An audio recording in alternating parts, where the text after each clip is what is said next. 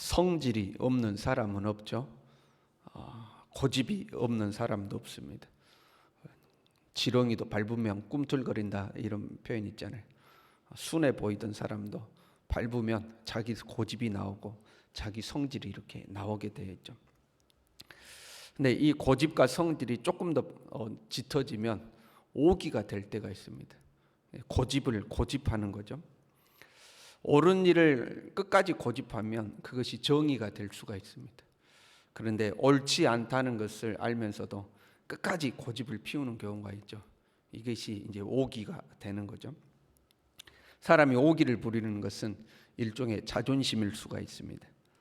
그렇잖아요. 내 주장을 꺾으면 왠지 자기가 진 것 같고 내 자신이 초라해 보이니까 끝까지 고집을 하게 되는 거죠.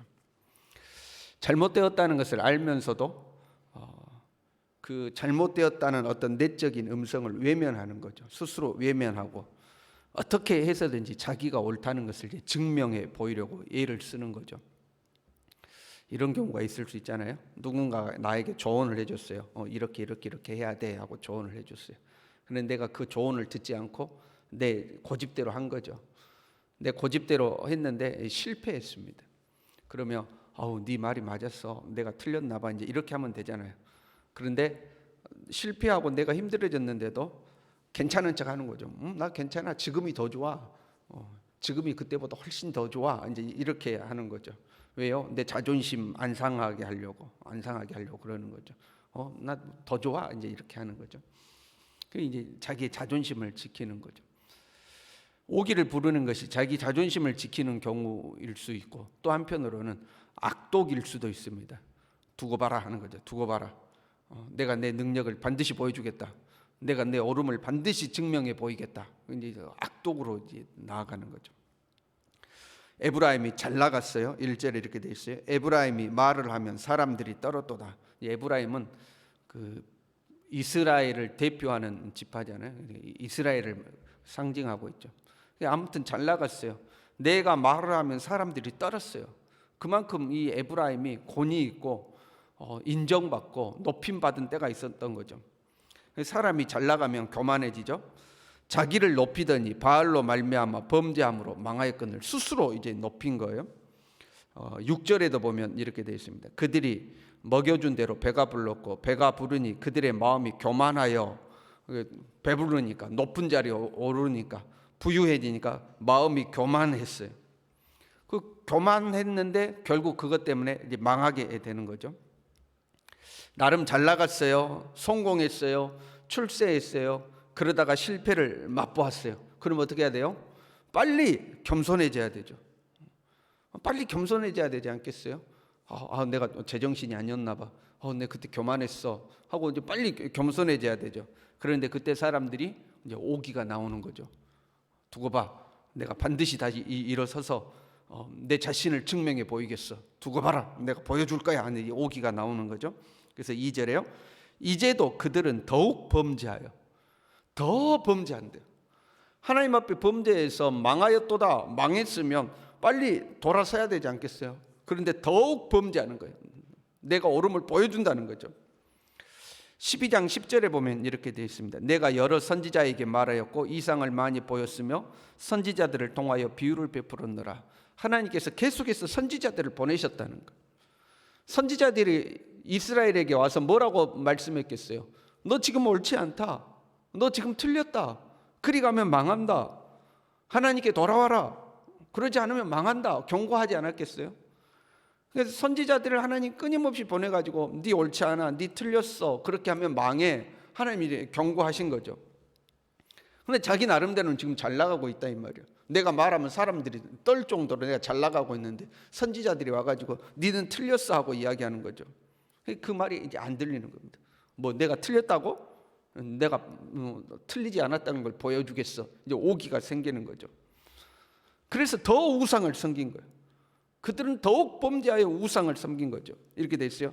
자기의 정교함을 따라 우상을 만들었으며, 이미 자기가 망했는데 더 범죄해서 우상을 섬겼는데 그 우상을 더 정교하게 만들었다는 거예요. 더 세밀하게 우상을 더 세밀하게 만들고 그 우상을 통해서 자기를 더 세밀하게 포장하는 거죠. 한때 잘 나갔어요. 의시되며 막 살았어요. 그런데 이제 어려움에 직면하게 된 거죠. 그러면 사람들은 자기의 민낯을 드러내지 못해요. 한때 내가 잘 나갔고 사람들 앞에 의시되며 살았단 말이에요. 그런데 지금 이제 어려움에 직면해갖고 점점 가세가 기울어가고 내가 힘들어지고 있어요. 그러면 자기 자신을 있는 그대로 사람들 앞에 드러내지 못하고 화장을 더 짓게 하는 거죠. 자기를 화장대에 더 이제 감추는 거죠. 어떻게 해서든지 남들 앞에 자존심 상하지 않도록 집도 더 화려해야 되고 차도 더 화려해야 되고 밖으로 꾸미는 옷도 더 화려해야 되고 막 빚을 내서라도 힘에 겹도록 자기 자신을 막 포장을 하는 거죠. 그러다가 감당이 안 되면 이제 사람들로부터 떠나서 숨어버리는 경우들이 많이 있죠. 그때 그 오기를 내려놓고 내가 잘못했나 봐, 나 요즘 너무 힘들어 하고 자기 자신을 낮추면 마음이 가벼워지거든요.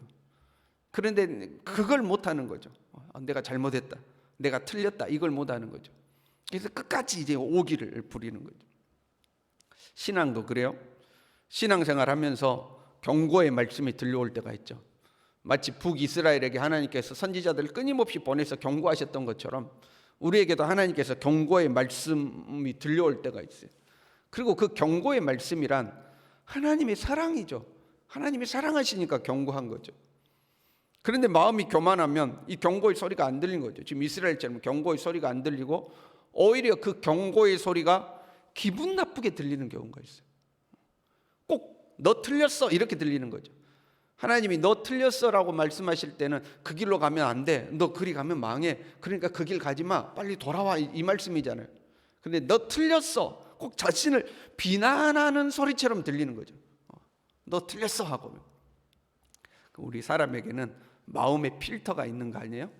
어떤 사람이 어떤 말을 하고 어떤 행동을 하면 그것이 내 내면으로 들어올 때 자기만의 필터가 있는 거죠. 그 필터를 통과하면서 이것이 내 마음의 필터대로 이제 왜곡이 되는 거죠. 마음의 필터가 건강한 사람은 긍정적으로 모든 것을 해석하고 받아들이죠. 다 나를 위해서 하는 이야기야, 뭐 이렇게 이제 받아들이죠. 그런데 마음의 필터가 고장난 사람은 뭐든지 부정적으로 이제 받아들이는 거죠. 나를 무시해? 나를 어떻게 보고 저런 소리를 하는 거야? 이제 이런 필터를 가지고 있는 사람이 있는 거죠. 하나님의 경고의 말씀조차도 그렇게 부정적인 필터로 이제 들리는 거죠. 하나님께서 우리에게 말씀하실 때는 사람을 통해서 말씀하시는 경우가 많잖아요. 설교를 통해서 또는 신앙의 선배들의 조언을 통해서 이렇게 들려올 때가 있잖아요. 그럼 나를 어떻게 보고 저렇게 이야기를 해? 목사님이 나 들으라고 설교로 나를 찍네? 이제 뭐 이렇게 부정적인 필터를 통해서 들려오는 거죠. 내가 틀렸다고 뭐 이런. 그러면 이제 오기가 발동하는 거죠. 내가 한번 보여주겠어. 나도 신앙생활 할 만큼 한 사람이야. 내가 한번 나의 옳음을 증명해 보이겠어 하고 이제 오기가 발동하는 거죠. 자기를 증명하기 위해서 더 열심히 하는 경우가 있어요. 내가 옳다는 걸 보여주기 위해서 경건생활도 더 열심히, 봉사도 더 열심히, 막 남에게 흠을 안 잡히려고 완벽하게 자기의 모든 걸 하려고 하는 거죠. 그 사람들 앞에 힘든데 기도 부탁도 안 해요. 못 해요. 안 하는 게 아니에요. 못 해요. 자존심 상하니까. 기도 부탁을 하려면 나의 현재 어려운 상황들을 다 오픈을 시켜야 되잖아요. 근데 그걸 못 하는 거죠. 기도 부탁도 못 하고 뭐 버티는 거죠. 내면으로는 힘든데 사람들 앞에서는 난 아무렇지도 않아, 뭐 이 정도쯤이야, 내가 신앙에 연륜이 있는데 이 정도쯤이 얼마든지 믿음으로 이겨낼 수 있어, 막 이렇게 아무렇지도 않은 척하는 거죠. 그냥 하나님 앞에 무릎을 꿇고 하나님 앞에 엎드리면 되는데, 하나님의 말씀이 들려올 때 그냥 하나님 앞에 무릎을 꿇고 엎드리면 되잖아요. 그런데 그걸 못하는 거죠. 하나님, 제가 잘못했나 봐요. 하나님, 저 좀 도와주세요.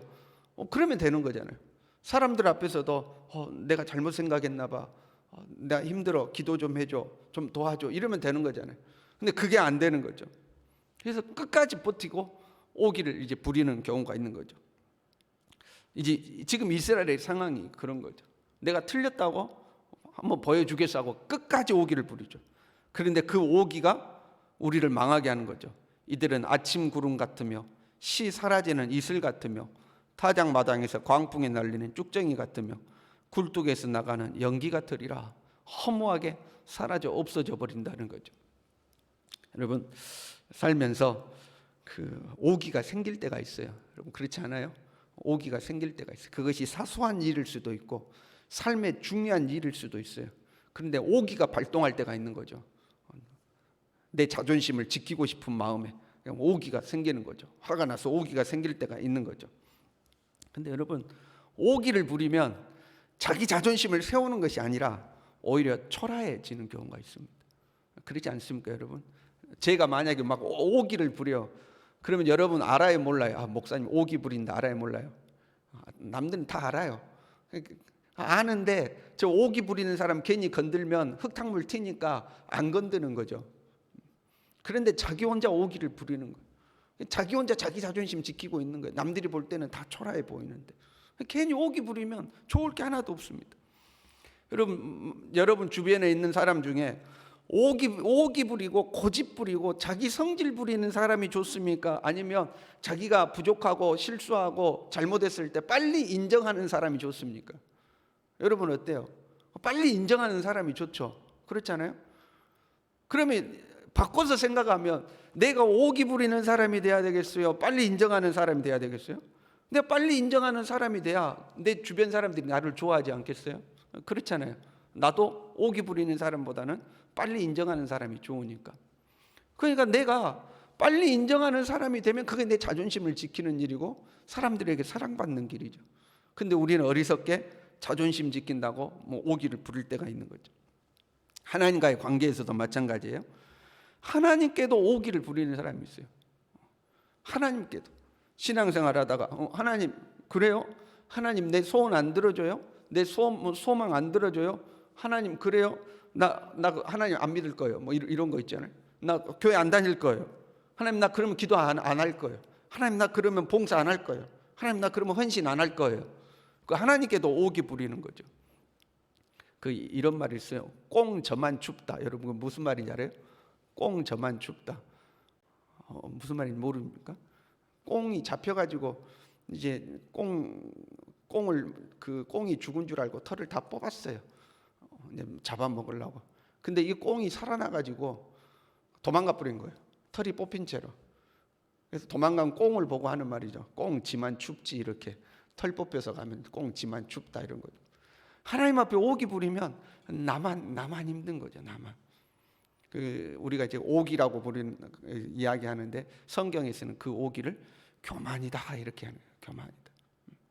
괜히 교만하지 말고 하나님 앞에 겸손히 내 자신을 낮추고 하나님의 소리에 귀를 기울이면서 하나님이 말씀하실 때마다 그 말씀 앞에 무릎을 꿇고 빨리 마음을 돌이키면 사람도 그런 사람을 좋아하듯이 하나님이 우리를 기뻐하지 않겠습니까? 하나님 앞에 마음을 빨리 돌이키는 것을 성경은 겸손이라고 그러고 마음을 돌이키지 않고 끝까지 버티고 그러면 우상을 더 정교하게 하면 그걸 교만이라고 그러고 저와 여러분이 하나님 앞에 겸손하게 살아가는 우리 모두 될 수 있기를 바랍니다. 기도하겠습니다.